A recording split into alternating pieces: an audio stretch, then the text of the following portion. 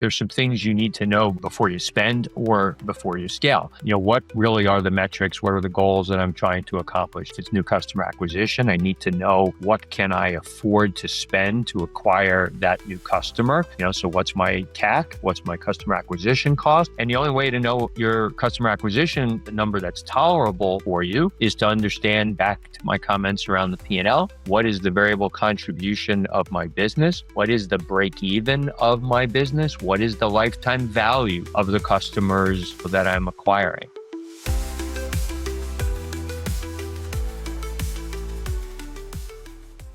Welcome to the Profit and Proof podcast. Today, we're joined by Mark Friedman, a performance marketing operator who has spent more than 2 decades driving growth across catalog and digital. Mark is known for one simple but powerful philosophy: start with the P&L. We're diving into the math behind growth and what most marketers get wrong, and what accountable performance marketing really looks like. Mark, welcome. Nice to see you. Appreciate you having me today, Joie. Yeah, Mark, we've had some really fun marketing conversations. We're both longtime marketers, and I absolutely love learning from you, and especially when you told me about starting with the P&L. Like, it sounds so simple for all of us performance marketers, but really, where should a marketing leader begin? I started my career, as I mentioned, in finance. I was a CPA for a few years, and then moved into catalog marketing. And then ultimately, when digital became the thing, I became a digital performance marketer and then a general manager. I've always felt that the quickest way to learn anything about a business is to sit and go through the P&L. And from the top down, obviously from sales all the way through variable contribution and even EBITDA, it gives you a very, very quick sense of, is the business performing well or not? And if so, what are those areas, what are those lines on the P&L that might be presenting problems? It could be about margin. It could be operational expenses that are, out of whack. It could be marketing expenses, but whatever, it gives you some high level perspective, and then you can drill down more deeply and see where there are areas for improvement. I like that. So you're taking the P&L, but you're using it to solve problems. So looking at it like, hey, where is this problem? What problem here? Because as we know, as marketers, we're constantly solving problems. And if you don't have problems to solve, you better go find some problems. Yeah. And, you want to look at, those metrics, and I'm sure we'll talk more about metrics, but you want to look at those metrics not only against last year and against the budget, but, how are things trending in digital commerce? If you're selling online, you've got things like, shipping revenue that is a big piece of the puzzle for folks, and being able to understand what was it in the past? How is it trending? Is it up or down? Can I find ways to continue to mitigate the rising costs of shipping? It all comes out when you look P&L. Yeah, that's a great point on shipping, especially because shipping rates change. And I was selling products online on Amazon during the time where shipping was very volatile, when it was hard to get containers out of China. And what I had purchased for in spring was not the shipping cost when it got to fall.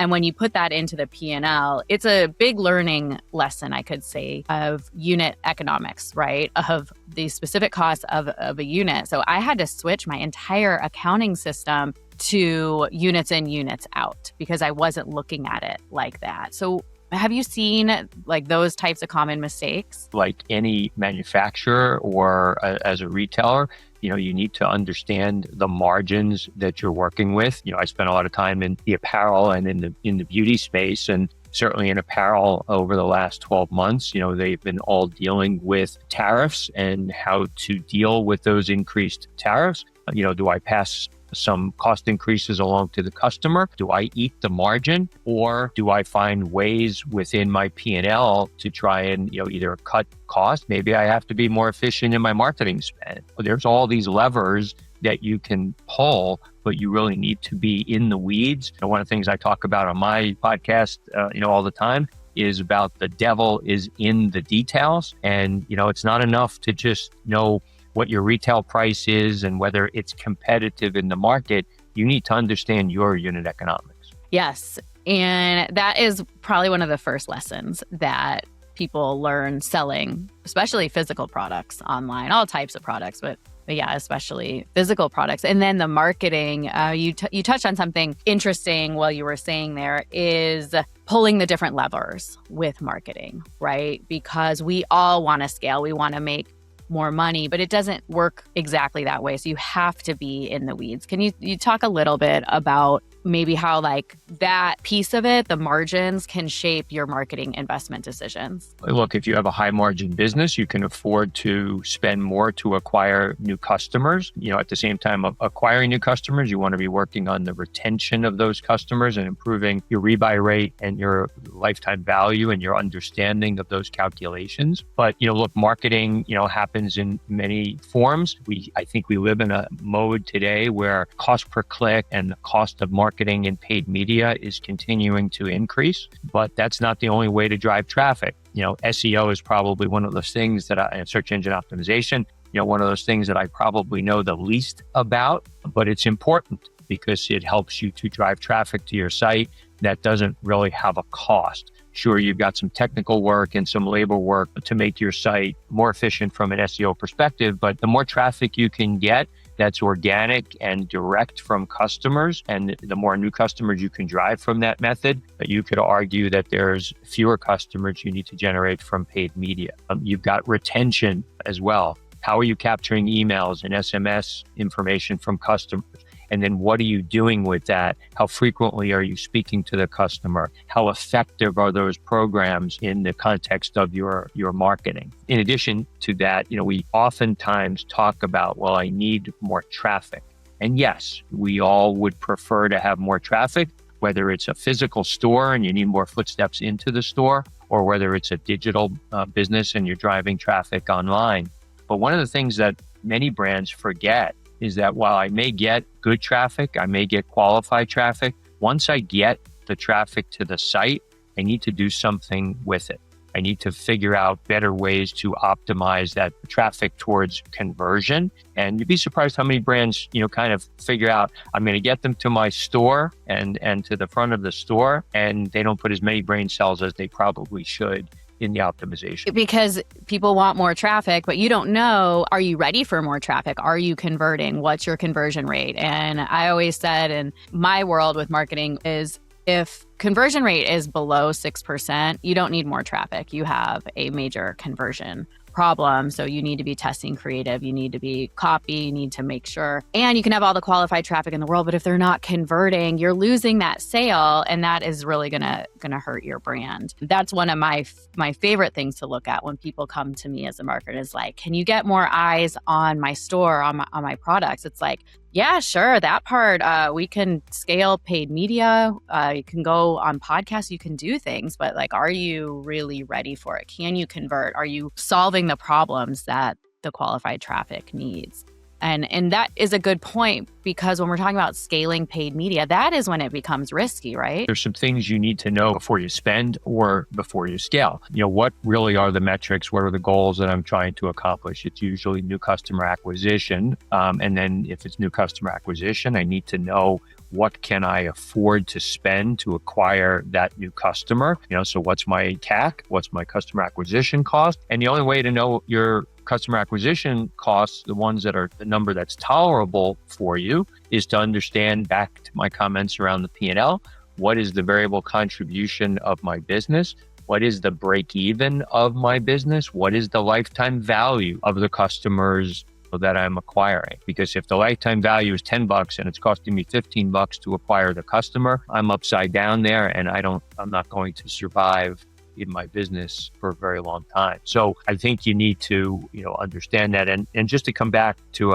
your point about conversion, I hear all the time, geez, is my conversion good? And I always smile because I've been in businesses where the conversion rate was 1.5% or 2% that were performing really, really well. And I've been involved in businesses where the conversion rate was 5% and it wasn't performing as well, because maybe their lifetime value was, so they may have had a good initial conversion, but maybe they were spending too much to drive traffic to the site. Maybe their margins were low. There's so many different elements there that it's not just about the traffic I'm getting and the conversion.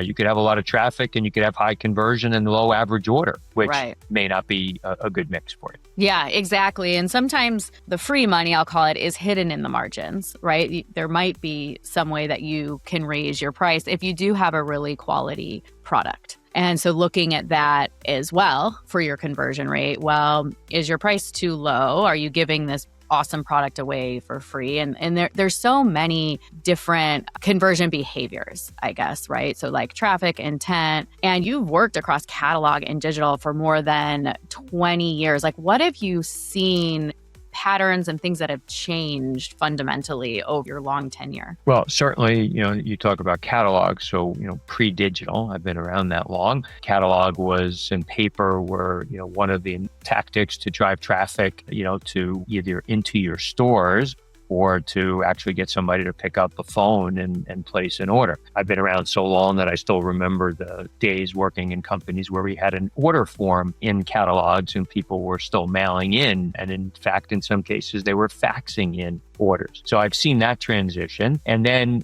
when digital became prominent, in my first opportunity in digital came in 2000 when I went to Brooks Brothers to run their very nascent digital business along with the rest of their retail. It was an opportunity to make a change, kind of pivot from being a catalog person to a digital retailer. There was all this conversation about catalogs are going to go away. I don't think I was any smarter than anybody else, but I just never felt that catalogs were going to go away completely. I still felt like it was some form of entertainment for some demographic, just like I don't think that all malls are going away now. It's just a different kind of experience sometimes when you get there. And catalogs became less and less important. And, I think over time they've come back into the fashion to some degree because people realize that for a certain demographic, they're still engaging with paper. That paper is driving, customers into store or online.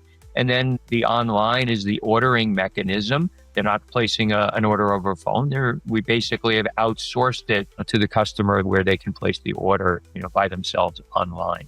So lots of changes there. And then also, just in marketing, Google, Meta, influencers are significant pieces of the puzzle. Back when I started, Google didn't exist. Yahoo was I'm really dating myself, but Yahoo was the main digital driver, for brands. So a lot's changed. Brands were sending out 1 or 2 emails a week to their customer file because they had this concern, geez, I don't want to bury that, how many emails you get today.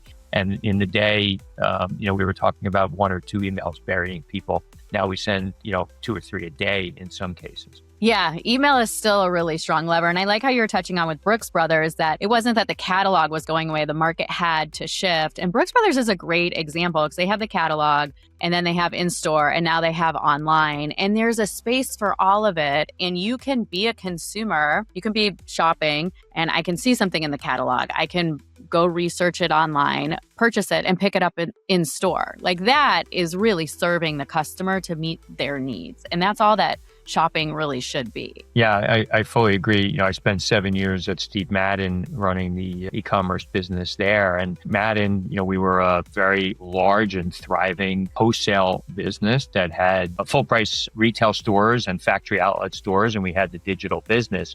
And, my mantra was, let's let the customer shop wherever they choose. Let's try and give them a very consistent, whether they're walking into our store, whether they're walking into a department store that we sell in the shoe department, or if they were, buying with us online. Looking back earlier days, the buzzwords were omni-channel and multi-channel. And we really shouldn't be managing, in my opinion, about the channel that a customer is a shopper. A customer shops across many different ways. They're shopping with my brand, and I could care less whether they're shopping in store or online or through a wholesaler, frankly. And then you have Amazon, right? And that opens up a whole other, can of worms, but more and more brands are available across all those different platforms. Yeah, and the world of marketing and marketing measurement has caught up to all of this, and you can measure your incrementality, your baseline sales that just would have happened anyways, and you pull all of that in, and it goes right back to what you're talking about before, the P&L. Like you have to see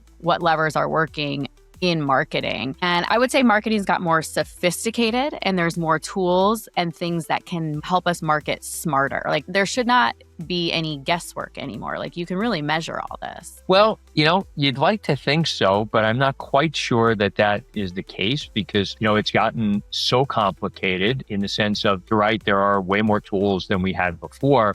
But along with those tools, we've got more complexity because of all aforementioned ways that customers like to shop. Again, back when we started digitally, customers tended to get an email and go shop. Yahoo, they searched, they shopped. It was more of the one tactic, one channel click for customers to get to the site. And now it just doesn't happen that way.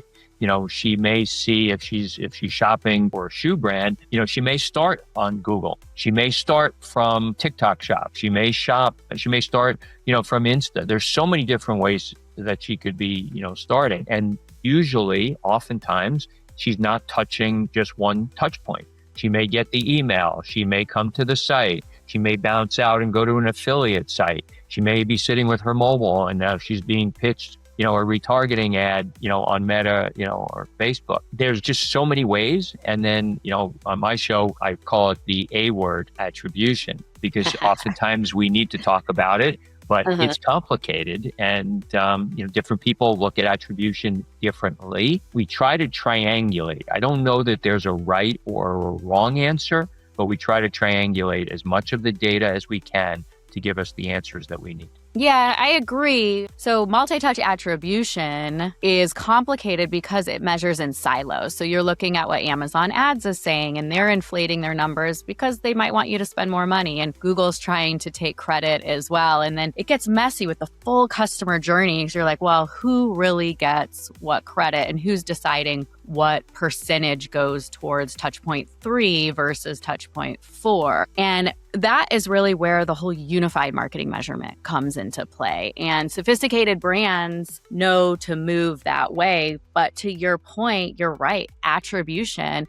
is where everything has been for so long. And the bigger brands are now realizing like you do need to be digging into a whole unified measurement system where everything can pull in and work together. And you have the models that are built to do a whole bunch of experiments and testing. And because we have so much access to all of this data, you can run so many different tests that can help you forecast and make smarter planning and smarter decisions. So you're not just having to optimize just on Google or just on TikTok or in silos anymore. Like you can pull it in and be unified. And that's what really excites me about where marketing is going. I feel like I'm no longer as a marketer campaigning why measurement matters. It's more like we have these tools. How do we make it work for specific brands and where they're at? Because as you're saying, like with Amazon, totally true, not all brands have physical stores, but it's still on the P&L and it's still can be measured in a silo. And brands need to look and deserve to see a little bit past the customer journey and past last click attribution. So yeah, I think that's a really good point that you're touching on. Let's move into when performance declines. So we kind of talked earlier about traffic issues, maybe conversion issues, monetization. But I imagine people come to you and say, hey, my performance has declined. Mark, save us, like build our brand back up. What do I do? Because a lot of people probably don't walk into your agency or come to you when they're at a high point. So what do you do when people are coming being like, help, our performance is down? And it happens, even businesses that thrive and are good performers have periods of time when business is declining. And one of the things I always find interesting is that when a business is performing well, they don't do nearly as much surgical understanding of why the business is performing well. And it's only when, I'm generalizing for sure, it's only when business declines do they start getting into the weeds of understanding what's really happening. Well, I guess one point is when business is good, make sure you understand why it's good so that when it becomes slower, you can dissect it, exactly where to go. But to your question of, where do you go? I think you have to go back to the basic blocking and tackling. You mentioned conversion. I think you go back to the metrics and how they have trended over time. How is your traffic and how is your makeup of your traffic has changed? Any of your tactics or your marketing channels are not performing as efficiently as they did before. So where's the source of the traffic and the quantity of the traffic that you're getting? And what's happening once they're getting there? If you get people to the site and the add to cart rate or the bounce rate and the add to cart rate are declining, to me, that's a sign of either a site issue, usually, or it's more about the product. Lower add to cart, customers just not finding what they want for the price that they want it. So those metrics. And following the funnel, further, checkout conversion, final conversion, where are you leaking? Oftentimes, you're leaking when the customer first gets to the page and they see what your shipping price is. Maybe you didn't disclose it earlier enough, in the process. Most everybody's got a Google Analytics, kind of an execution or something else, but that's a good first place to start. How is the trend decline? Then I look at prices. Have my prices increased? Have I been forced to increase my prices because of tariffs or something else in the business? Is mix of product changing? If I'm an apparel business, are tops, trending better than bottoms? And is that different than what I have normally seen? So mix of product is something you want to look at. The other thing is competition. What's going on in your competitive market? If you are a fashion apparel retailer, it's kind of difficult to do that. But if you're more of a niche brand and you have a more defined set of competitors, maybe you're being conquested more aggressively in Google, as an example.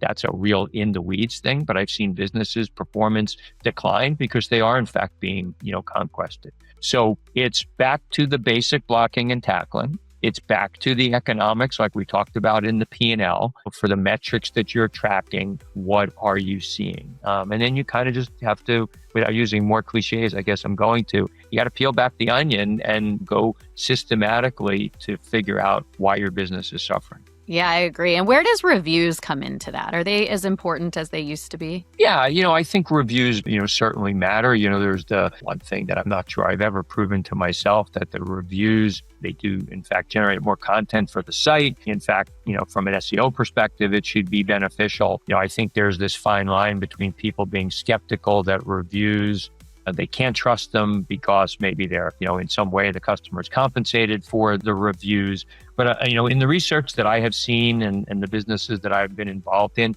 we've asked customers how important are reviews to the decision process. And generally speaking, it's very, very important. And you'd be surprised, a lot of brands, they partner with the folks that are out there to help with reviews, whether it be a Bazaar Voice or a Power Reviews or a Yotpo, or, pick your choice. But you'd be surprised how little attention it often gets. It's one of those feature and functions on sites that are sometimes set it and forget it. And I think that's sometimes not a good thing. Yeah, I agree with that. I think reviews, people like to have referrals, and there's a lot more that plays into it, right? Influencers and that type of reviews. But I'm a review person. Like, I like to check reviews and I will watch those stars. Looking ahead, you're kind of touching on this a little bit, but what will separate kind of the disciplined performance marketers from other marketers over the next few years? Like, what are your thoughts? What will separate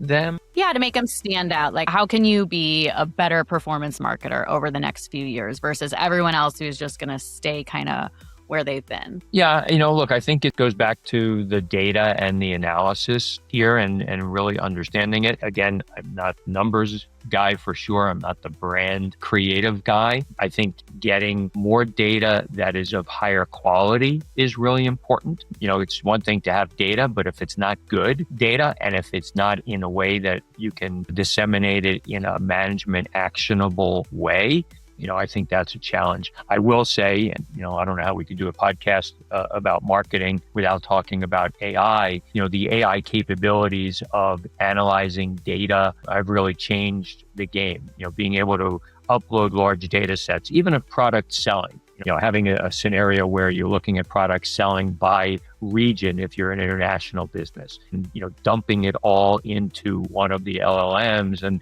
just asking it simply, tell me about how my products are performing in UK versus the US. And you could ask so many questions so quickly. The folks that will continue to perform and to improve will be those that can adapt with AI. It's not going to be nirvana. I actually was doing something this morning. I got so frustrated. I told the LLM like it was a real person, "Do you sure you know what you're doing?" Because it just wasn't listening. We are so far advanced from when I started my career on the things that we can do. I can only imagine what my 16-month-old granddaughter is going to be dealing with if she goes into marketing in 20 plus years from now. I hope she does. I think it'll be an amazing world where we can do our jobs better. I like what you're talking about. We don't need more data, right? We need data that is the truth. And I agree with AI and with measurement and marketing moving in the direction of unified, that you can have one single source of truth and with AI built into it to be able to decipher what levers you need to pull much faster than we've ever been able to, because it can work for you and you can train your models, and all the measurement tools and platforms, Amazon, Google, everyone has AI built into it. So I think it's a very exciting time to be a marketer as long as you're embracing it and learning to build and have the same excitement about it. And that's probably what's kept you in this business for so long. And especially for me, it really has as well. Yeah, for sure. I learned something new every day, which is, still after all these years, a great opportunity. The technology has just continued to develop, and I've been very lucky to experience it all. And Mark, we've talked about having a podcast, but we haven't talked about the Marketing Playbook. So tell me just a little bit about the Marketing Playbook. Yeah, so the Marketing Playbook is now 6 years old. I've done over 140 shows. The focus of the show is to be able to give the listener 3 key takeaways that they can bring back to their personal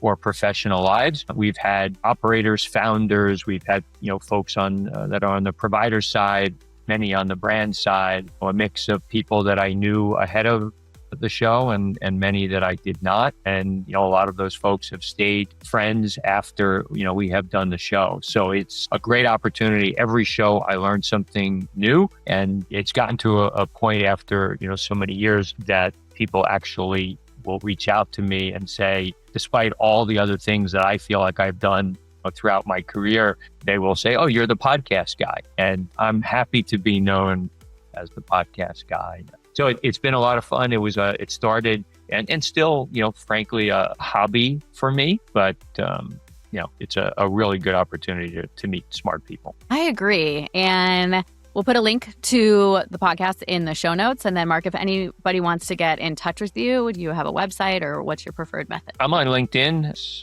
Mark Friedman. And, I'm on Insta. Details Interactive is my consulting business. I put that together way back in 2010. I had lost my job in a reorg and needed to figure out what to do. And in those days, the word interactive was appropriate. Maybe it's a little dated now, but Details Interactive. I like it.